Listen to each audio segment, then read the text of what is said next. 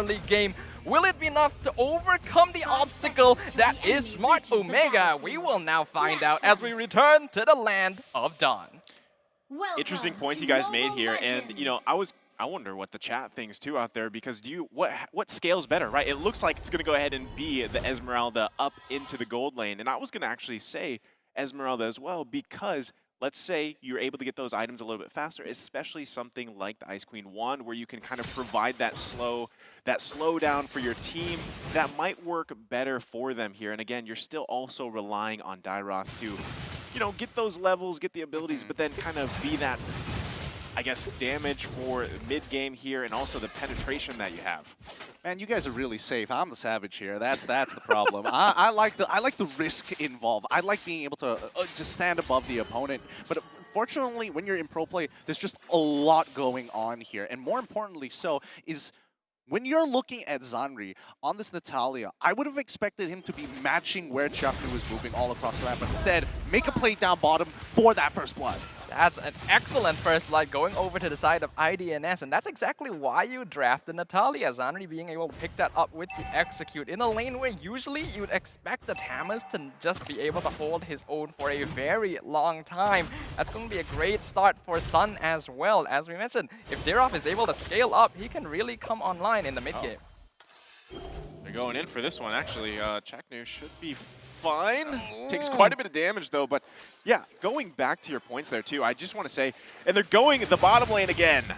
They're just not letting you talk right now. Ryzen wants Sun. He's looking for it, and the Dairoth not going to be able to escape. Good revenge kill here, but even in mid lane, we are seeing that the River Izumax is in a lot of trouble. Managed just to walk out just in time as Ryzen is rotating upwards. But this does mean that Zanri could get a potential pick. Izumax, unfortunately, staying just a little bit too long, and 2 kills gonna go the way of Natalia. They need this for the turtle. I felt like I could hear his thoughts. Like, okay, maybe I shouldn't go back in this bush because there is a Natalia out there, right? So, and that's exactly what happened again. If we saw there's some, again, early action. Oh, gets the heart guard to stay alive. Turtle not going to be secured. As I was saying, right, Zanri is at a good starting point already, and this could be similar to what happened for Naomi yesterday, too, on the start. Oh, but Ryzen going to be targeted Chaknu now, and Renzio taking massive damage. The Abysm Strike finds them both. Double kill for the Fanny. Tempest of Blades having to be forced out by Ryzen, as he now going to be chasing down Sun. He wants to look for it, getting dropped real low. Dawning Light not going to land. He now has his eyes set on Zanri. Will he be able to get him the smoke screen? Gonna prevent him from moving forward. E2Max is a bit too far up. He has the black shoes, but now he is completely out of position. Oh, that's got to be frustrating, because it was just one hit and he couldn't get it, even with the black shoes, and then he was a little bit too overextended at that point. Yeah, this seems to be a game of last hits. I mean, it all started with Renzio, and now even IDNS walk away with the exact same situation. No heart guard, but it still works out. Kelra? I see, taking massive damage. The Wesker working out, even trying to swap the Nibiru to finish the job, but luckily Pops the Sprint is able to get out of there. What a big brain play that was. What a big brain. Who would have, I don't know. Personally for me, if you're in Kelra's position, who in the right mind thinks I'm gonna hide and try brush and pull this off, even though knowing that Zanri is coming back out of base? I mean, maybe he likes to live dangerously, right? This guy is, he likes to play that way, and sometimes it pays off. Actually, more times than not, it pays off. 71.43% it pays off. Look, he's been gone for a while, and he wants to make that TikTok highlight. He's going to do it.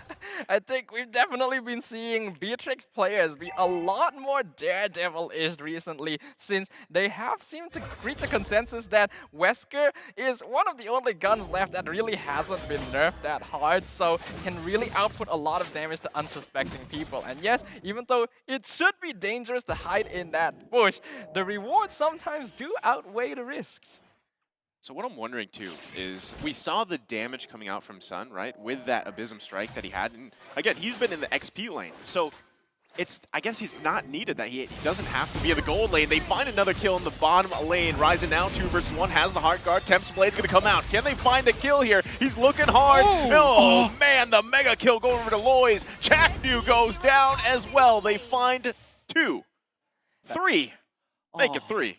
goodness, that is a big play coming in from IDNS. I think, you know, IDNS are reading the playbook, right? Because even for me, I was stating earlier into the game, yeah, they're probably gonna make sure that Jacknu is sitting on the top side, babysitting Calra to make sure they can dominate that lane. And I would expect Natalia to actually do the same and match it. But no, IDNS, they thought one step ahead. Let's play on the opposite side. Let's play with the most kill pressure and ensue and get that snowball started. Yeah, and I think it's working out for them so really well so far. That's got to be devastating there for Omega, nearly getting 2 kills, but Lois coming in at the perfect time to just pick off Ryzen, and even Chaknu unluckily not able to finish off the job.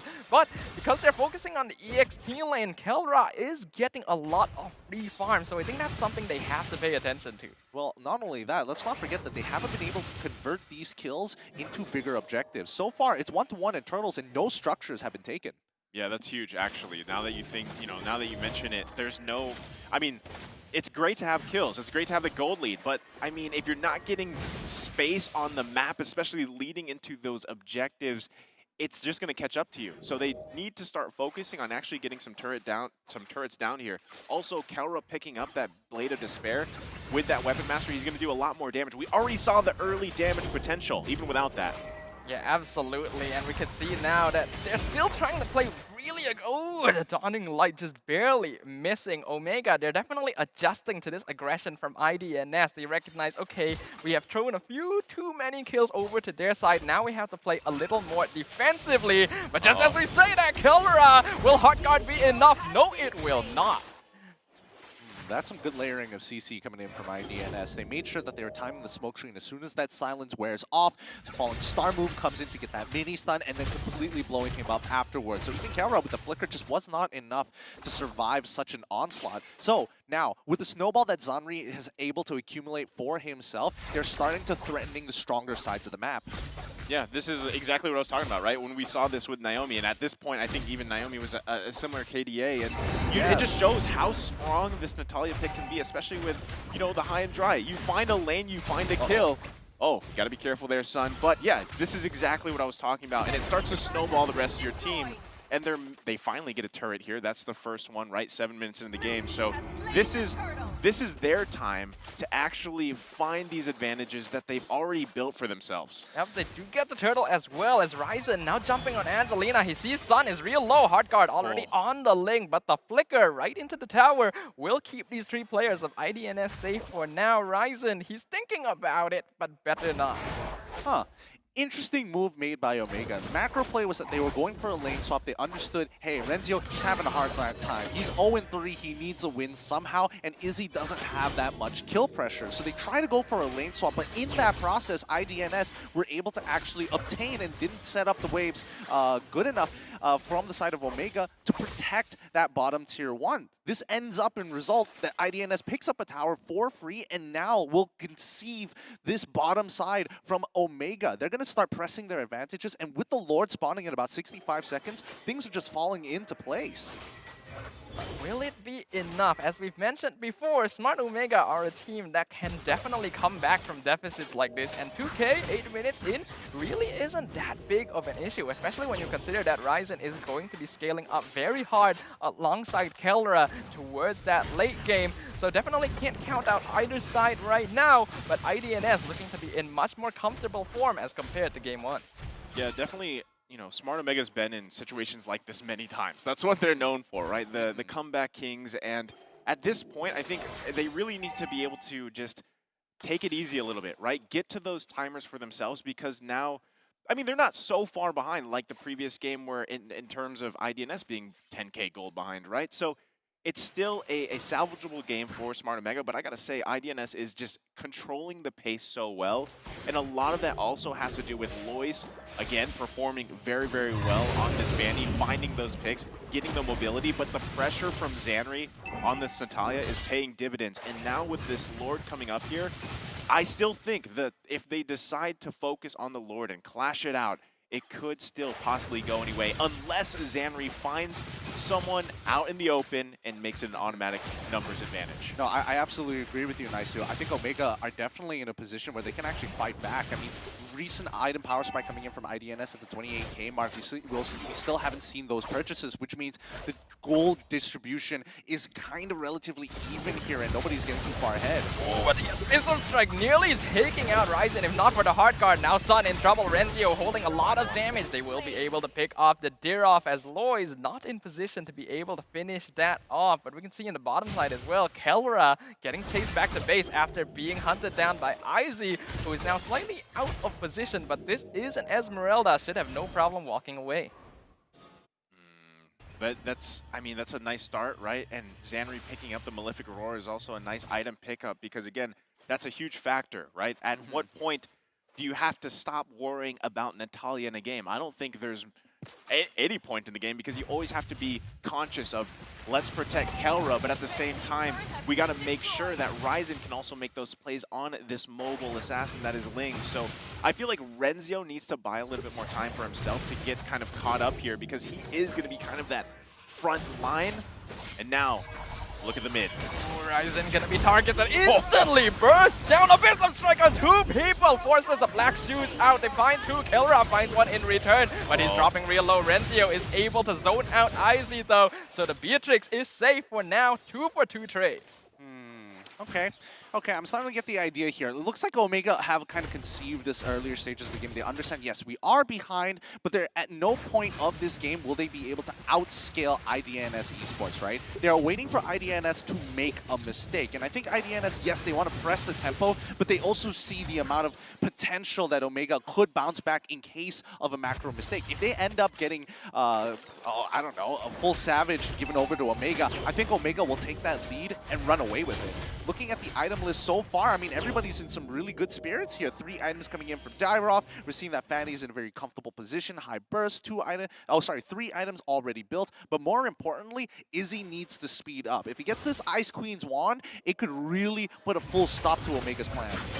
Meantime, though, Falling Star Moon on E2 Max forces out the Black Shoes. Zanri, the damage from Kelra. Angelina now being targeted in the backline. E2 Max is the target of Lois instead. Ryzen finds his target. Lois, unfortunately, not able to do the same, so Omega bites back. This is what I was saying, right? You just find those little moments where IDNS makes the mistake here. We saw the damage potential coming out from Kelra, and then it was followed up from Ryzen to get the picks off, and now with Lord being the focus here.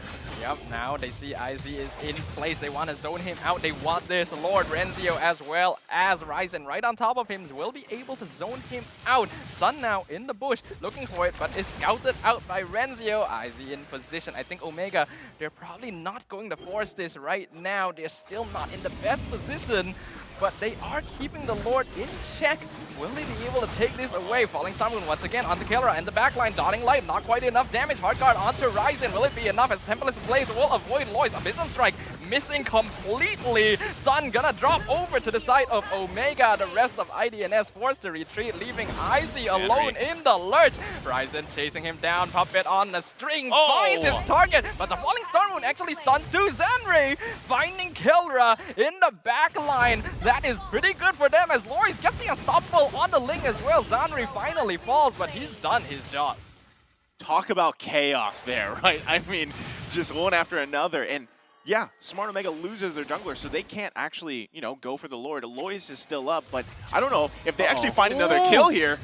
Oh, they're gonna find E2 Max. He doesn't have the black shoes. Killing spree going over to Izzy. Huge pick coming in from IDNS. Really huge. Now the numbers advantage are in their favor. They can actually find their end game mechanic in their Lord. And this is great. Now, Omega, unfortunately, what they wanted to do was take this Lord and threaten IDNS to make some force, some presence. But the delay, IDNS just played it smart, looked for the delay, slowed them down. And now with Izzy, with an Ice Queen's wand, this is going to be really difficult if he gets on top of Kelra. Big pickup, as you said, the Ice Queen wand, man. I mean, that alone will be a obstacle in itself for Smart Omega. We're to check out this instant replay here. As you mentioned, you know, they were trying to just kind of bait IDNS from making a mistake here, but unfortunately, it kind of backfired a little bit on them, especially with Zanri. As you saw, he found Kelra.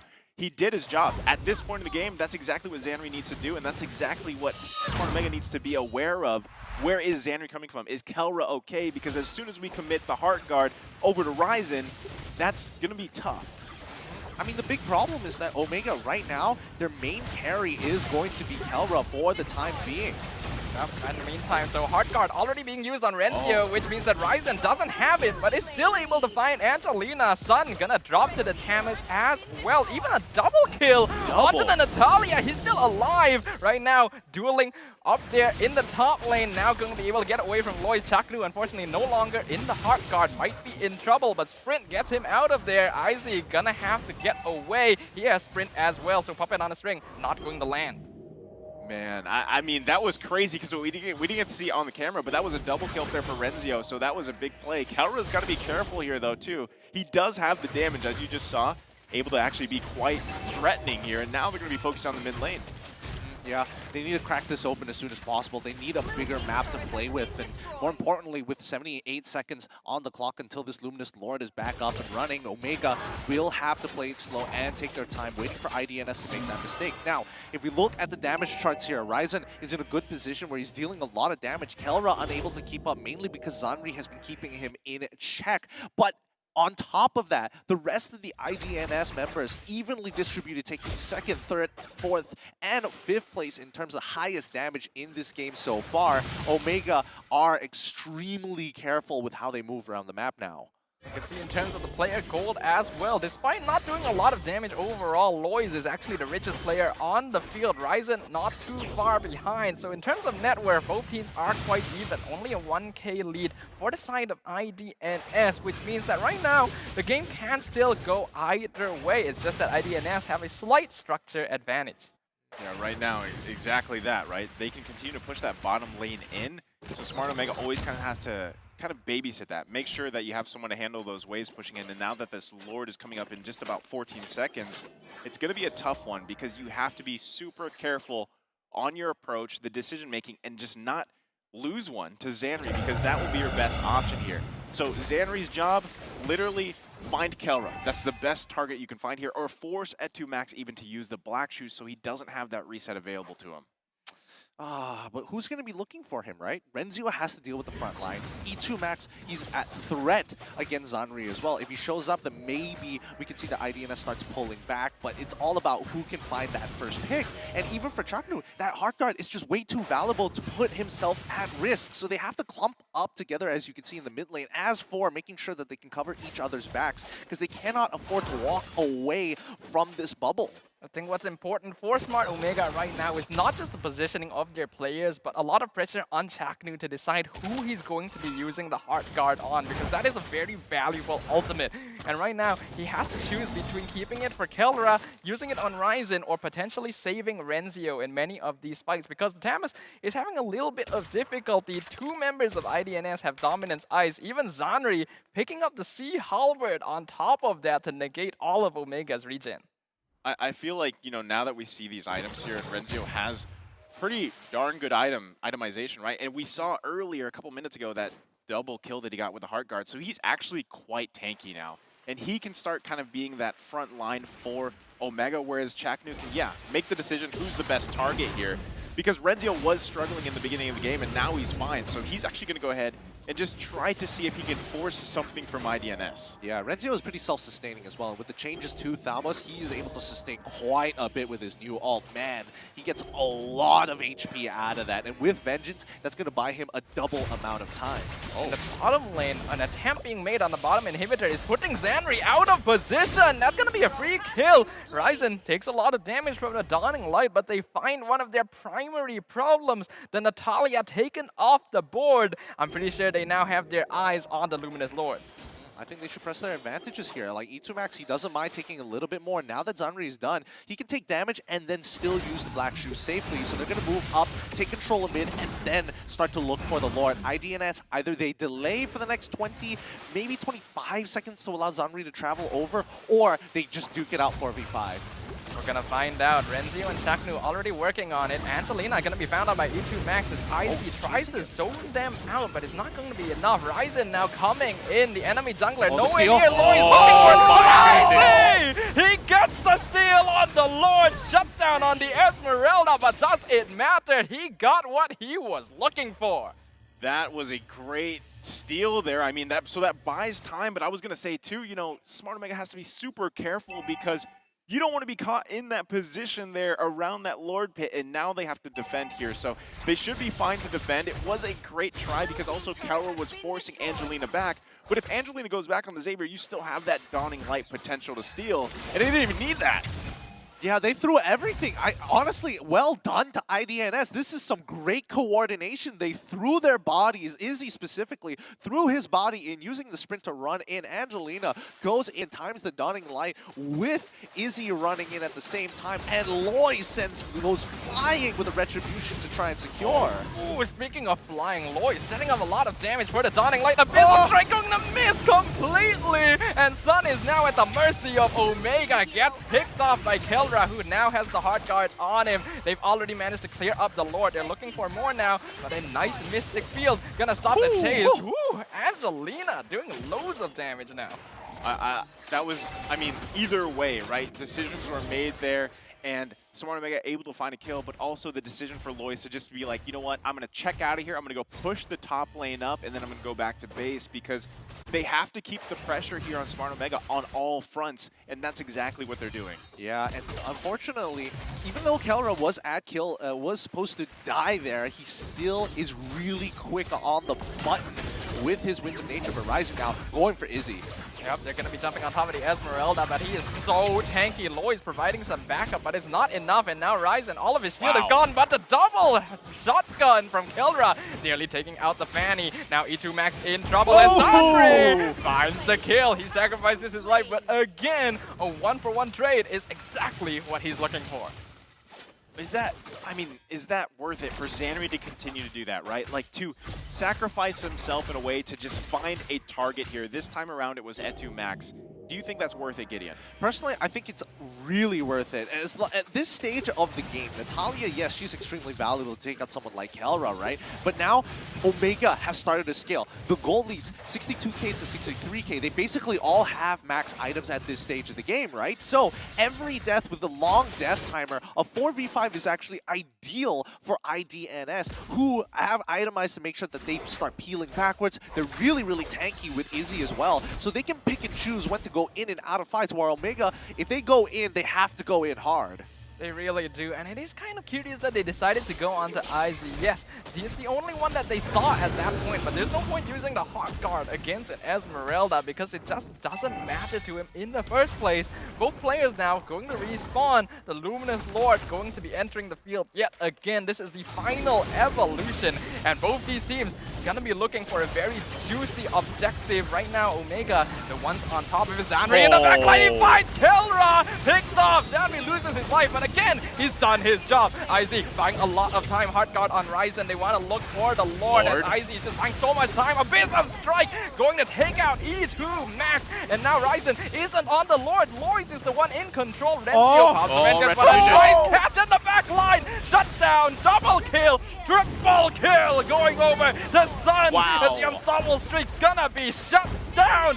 Maniac going over the IDNS Esports. What a save! What a save coming in from Angelina, denying two from the Lord Pit to allow Lois to do God's work. Well done, IDNS. Before that all happened, I was going to say Smart Omega does not want to fight in that pit because of Xavier and Aloys, and there you go. They do it. They take it 1-1. IDNS taking down Smart Omega.